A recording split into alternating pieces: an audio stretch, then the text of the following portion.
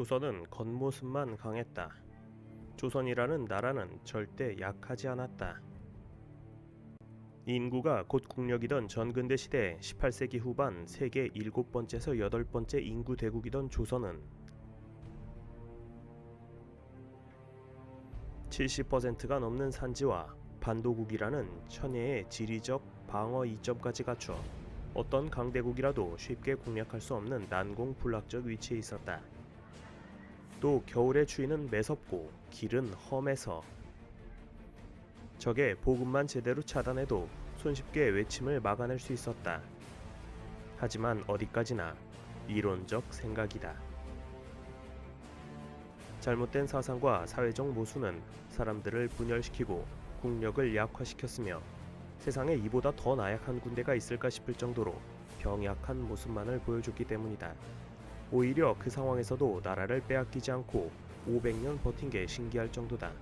오죽했으면 외란이 끝나자 유성룡은 자신의 저서에 이런 내용을 썼다. 이러고도 우리가 오늘날 있는 것은 오직 하늘이 도운 까닭이다.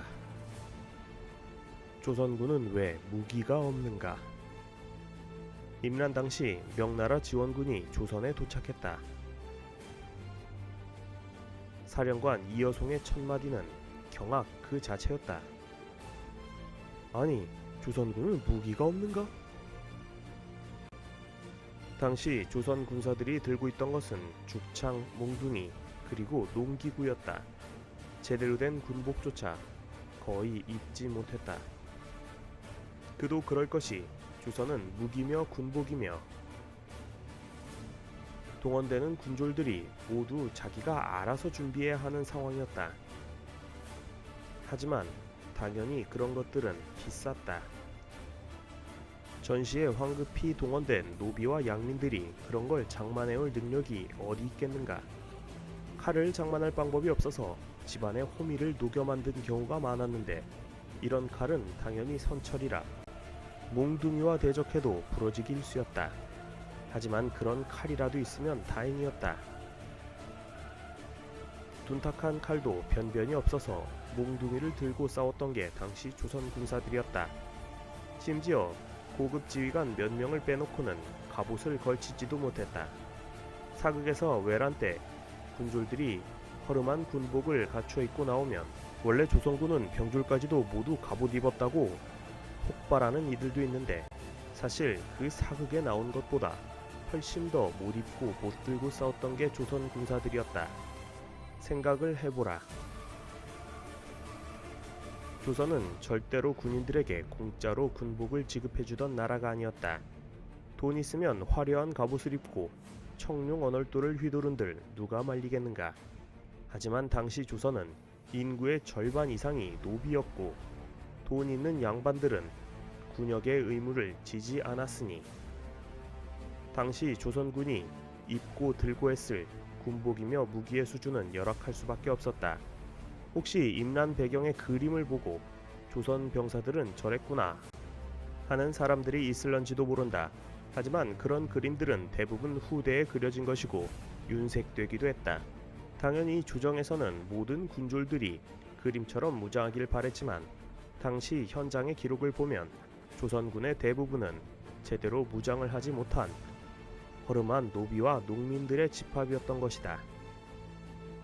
왜 조선군은 제대로 된 군인이 거의 없었는가?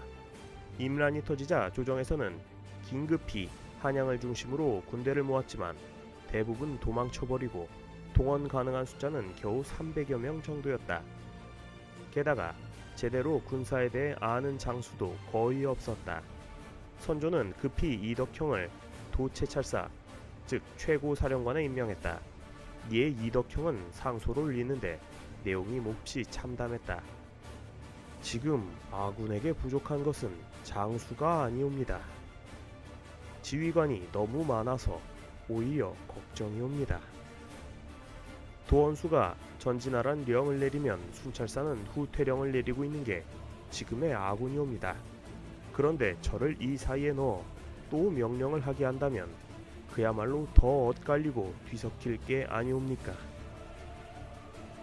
우리 군은 지금 병사, 수사, 조방장, 수령까지 모두 따로따로 군사를 거느리고 있어서 장계만 여러 군데서 한꺼번에 쏟아지고 있나이다. 그야말로 사공이 많아 배가 산으로 가는 지경이었다. 이덕형만이 당시의 상황을 제대로 파악했던 유일한 장수였던 것이다. 당시 조선군의 상황을 보면 이런 코미디도 없었다. 그야말로 종이와 붓으로 전쟁을 치르는 꼴이었으니 서류상으로 군사 조직 자체는 잘 꾸려져 있었다. 중대장급의 초관, 소대장급의 기총, 분대장급의 대총으로 초급 지휘관들도 잘 나뉘어 있었다. 하지만 그것은 편지였을 뿐 어디에는 중대장은 있었으나 소대장은 없고 어떤 부대는 병졸이 한 명도 없는 곳도 있었다. 즉 상급 부대부터 하급 부대까지 편제는 있었지만 병력은 한 명도 없는 곳이 수두룩한 반면 고급 지휘관은 넘쳐났던 것이다. 오늘날 군단장 이상급으로 볼 수 있는 도원수가 휘하의 병력 100여 명을 가지고 있었던 게 당시의 상황이었다. 16세에서 60세까지 군역 대상의 남성 인구가 200만을 헤아리던 게 조선시대였고 서류상으로도 상시 대기 가능한 군인 수를 기병 23,000, 보병 16,000으로 지정해 놓았지만 임란 다음에 왕이 피난해서 돌아왔음에도 당시 한양을 수비하던 군사의 수는 300명밖에 되지 않았다. 그나마 이들 300명은 조정에서 밥을 준다니 그걸 얻어먹으려 지원한 자들이었다. 조선군은 왜 작전이 없는가? 조선시대 상시 소속된 군사라고 해봐야 평상시 훈련도 제대로 받은 사람이 없었다. 전쟁 전 그들은 대궐 등지에서 문직이나 하고 있고 아니면 성 쌓는 자벽에 동원되어 살았던 이들이었다.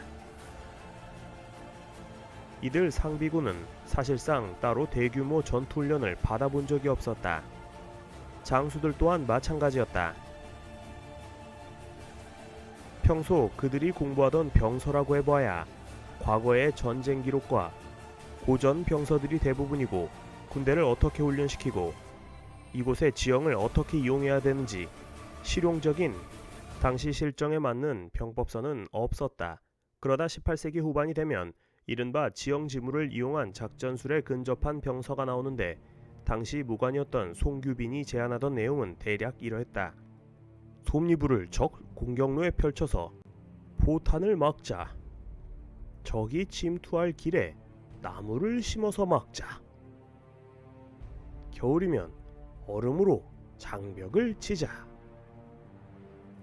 황당하기 짝이 없지만 당시 조선의 수준이 그러했다. 전쟁 시 적의 침공로가 될까 두려워 애써 좁은 길을 고수하고 길을 닦지 않았다는 이야기는 완전히 허구는 아니었다. 당시 조선의 성곽도 단순히 벽을 쌓아놓는 데만 치우쳐서 병사들은 몸을 숨기고 활을 쏴야 될 공간이 너무나 옹색하고 작아서 엄폐가 되지 않아 상당한 데미지를 입으면서 전투를 해야 했다. 전투 능력도 그랬다. 일본군은 일찌감치 조총의 사격 전술, 기마병을 막는 목책에 대한 전술, 장창을 이용한 보병 전술 등을 숙지하여 효율적으로 공격했지만 조선군은 조총이라고 해봐야 일단 한 번 쏘고 적이 가까이 오면 모두 도주해버리는 게 기본이었다. 그만큼 일본은 오랜 전쟁으로 여러모로 단련이 되어 있었고 조선은 200년 넘게 평화 속에 살다 보니 전쟁을 너무 몰랐던 것이다. 지금 어느 나라와 묘하게 비슷하다.